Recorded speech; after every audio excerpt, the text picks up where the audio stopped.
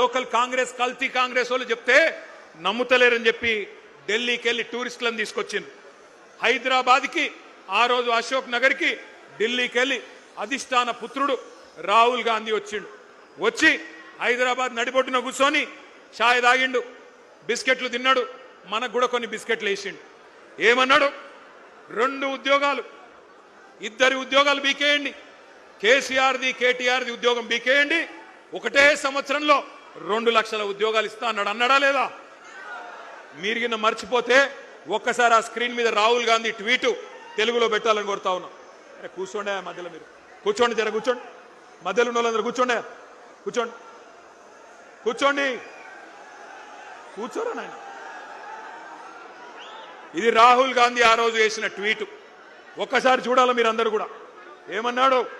30 లక్షల మంది నిరుద్యోగులు కేసీఆర్ గారి పాలనలో నష్టపోయారు, వాళ్ళందరికీ మనకు హిందీ వస్తుందో రాదో అని తెలుగులో ట్వీట్ చేసిండు రాహుల్ గాంధీ. మొదటి సంవత్సరంలోనే 2 లక్షల ఉద్యోగాలు ఇస్తా అని రాహుల్ గాంధీ చేసిన ట్వీట్ ఇది.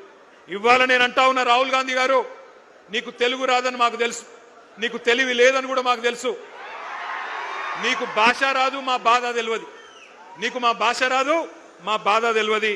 అందుకే రాహుల్ గాంధీ నీకు అర్థమయ్యే భాషలోనే చెప్తా ఉన్నా, నీ భాషలో చెప్తా ఉన్నా. देश भर में मोहब्बत के दुकान के डिंडोरा पीटने वाले राहुल जी, क्या आपको याद है हैदराबाद और अशोक नगर चाय की दुकान याद है आपको? चाय पे चर्चा याद है कि नहीं?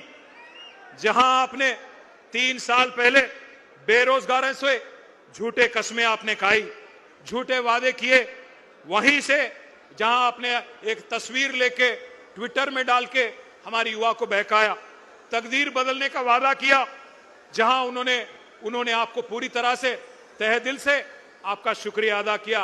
याद है वो चाय का अड्डा अशोक नगर का? मैं राहुल जी से पूछना चाहता हूं, आज आप